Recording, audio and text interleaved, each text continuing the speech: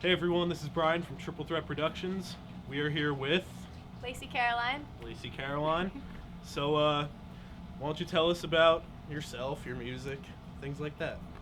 Okay. I am 22 years old. I'm from Sparta, New Jersey. I've been playing music since I was like 14. Um, and yeah, so now I guess it's like a solo project, just under my name, Lacey Caroline, and I don't know. So, where did it all begin? All your music? Oh, um, well, I've played classical cello since I was really young, like since the third grade. Impressive. Oh, thank you. And I guess just taking lessons through that's the only formal training I've ever had. I've never had voice lessons or guitar lessons or anything like that. So at 14, I heard The Early November, Ever So Sweet, and I said, I actually told my parents I want drums. And my mom was like, no way, no. So we compromised, and I got an acoustic guitar for my 14th birthday. And then I just started learning a bunch of songs that I loved. I learned the Starting Line songs, The Best of Me. I learned the Early November songs, Tiger Lily. And then I guess 6 months after I got my first guitar, I had written a bunch of songs, and then I recorded them in a friend's basement. So I had like my first little EP. Wow. So, tell us about, your journey to your band now, Lacey Caroline. Like, what you've done in the music scene up until now. I guess after I recorded all of those songs that I did when I was younger, I started playing shows more, like cafes and stuff. This is kind of a funny story. So I played a cafe in Vernon, New Jersey, and it was like at Mountain Creek.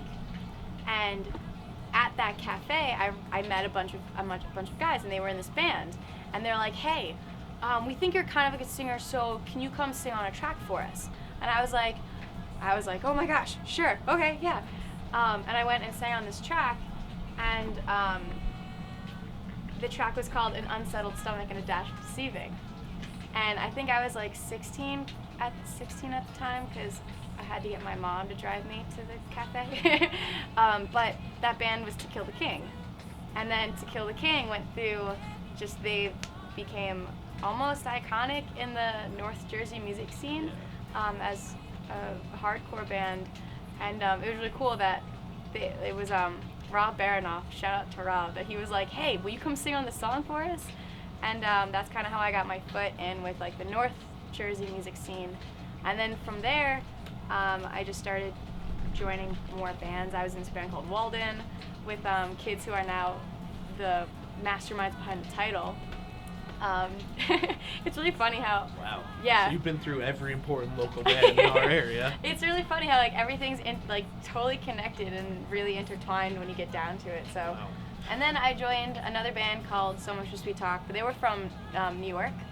And then I had another opportunity with this band called The Best Week Ever out of Poughkeepsie, New York. And The Best Week Ever's members, it was just 3 of us at the time, but I joined this boy Tom and James, and Tom and James were actually the founders of this band called We Are the In Crowd. So now We Are the In Crowd's doing really well for themselves, and they're off, touring the world, which is awesome. And then I had my whole stint with The Best Week Ever, and then I decided to leave because I wanted to go back to my roots that I was at when I was 14, writing my own songs on the acoustic guitar. So that's where I'm at now. That's my journey. Wow. Okay. So, who inspires you?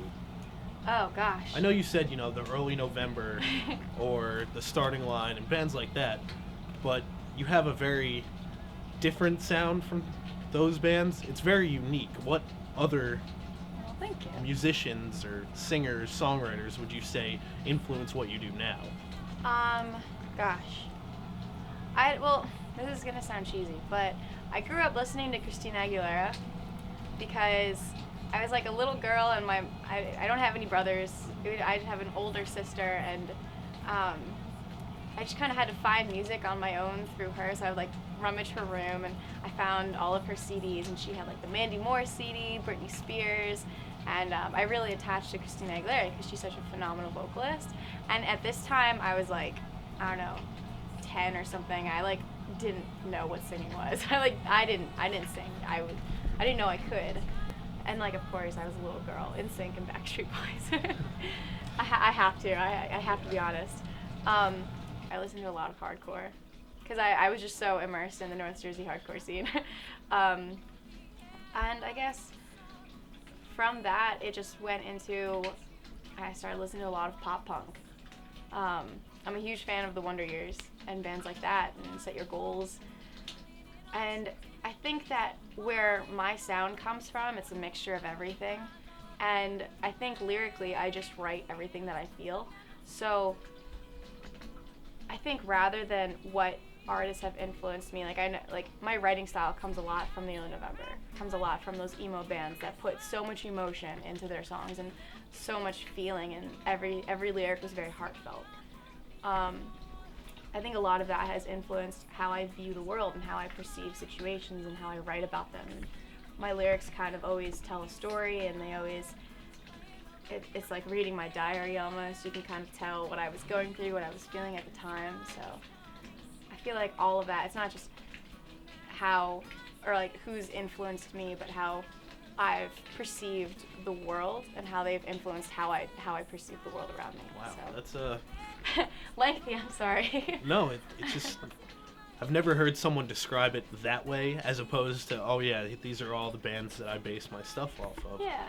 It's a really interesting take on everything, and I think it's more like a breath of fresh air to hear something like that, as opposed to, yeah, I try to sound like these guys. Just tell us about the future, what you want to do personally.